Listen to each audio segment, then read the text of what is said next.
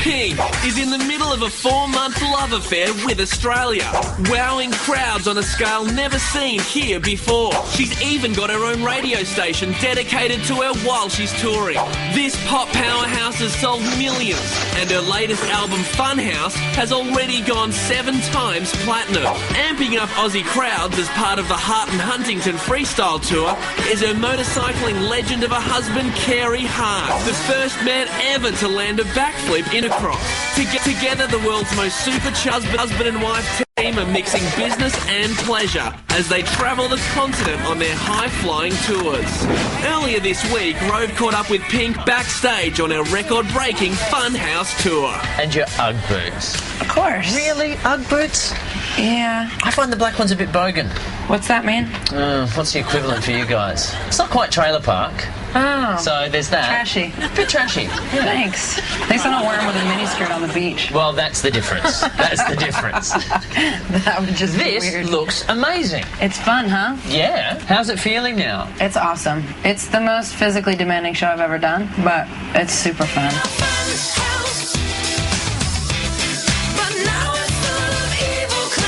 See, because the thing with fun houses, you get like fun houses, good fun houses, and you get scary kind of freaky fun houses. Yeah. So what kind of fun house is this? I'm thinking the kind that makes little children cry. There's that little dark edge to it.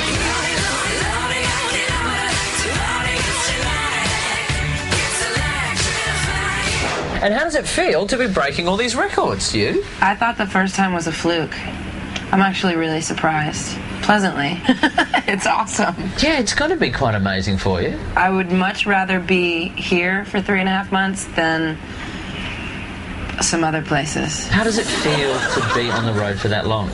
If there was a spectrum of just awesome and awful, it's like a seesaw. Right.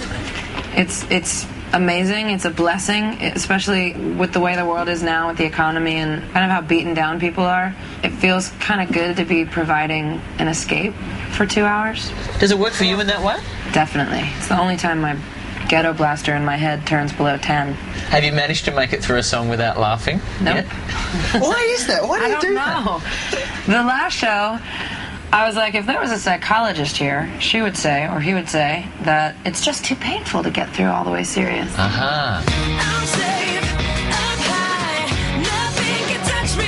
how is it now singing a lot of the songs? Because obviously they come from a very personal place. Yeah, I mean, take Family Portrait. I've definitely worked through my childhood issues, but I can still just instantly transplant myself back to that moment. It's easy to go back. The feelings never go away.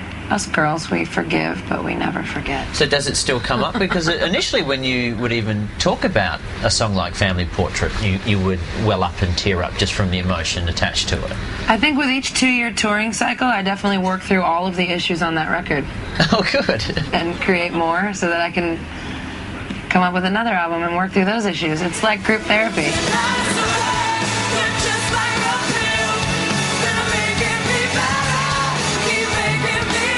Is there a lot of pressure on yourself from you to have to top what you did last tour? Well, I don't want to repeat myself. I don't want to do the same stuff. And I find that there's not a lot of people out there actually singing and doing this. Yeah. It's usually like the dancers or lip syncing. I mean, I figure even if I sound like shit, hanging upside down, at least you can still hear me.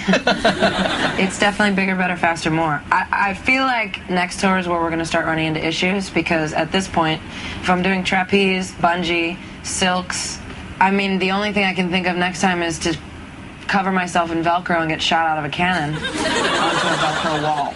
And then write a song called I'm a Barnacle. But then that would be like my last show, because you can only do it once.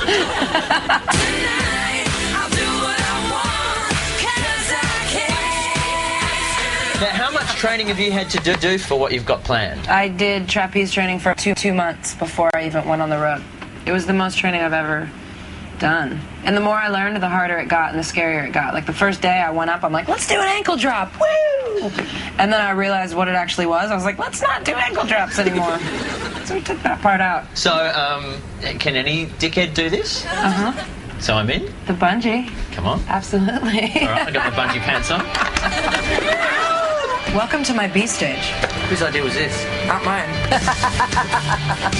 You are insane, woman. You're not going to just drop. No way! Oh, what are you doing? I don't like you anymore. I love that you're doing this. Oh, God. Bye. Totally safe. Please don't kill me.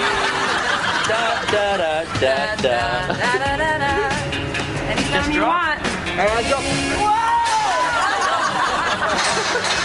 I'm spinning. Look, I'm pink. There we go. Yeah. I'll do the arms out with the legs. Yeah. Not it. Yeah, keep doing it. Bravo, well done. No, seriously, that was great. How is it with Carey being on the road with you? That's awesome. But with regards to singing all the songs that you're singing. Serves him right. No, it's funny. He's the one that taught me the word tool. It's kind of a moto saying. Yeah, right. Like an athlete saying tool. So I thought how fun to put that in the song. It's hilarious. He's got a really good sense of humor. And of course, he's got his bikes happening outside. Can we go see him and see how they're going? All right. Now, not let it go too fast. Okay. Carey, here we come.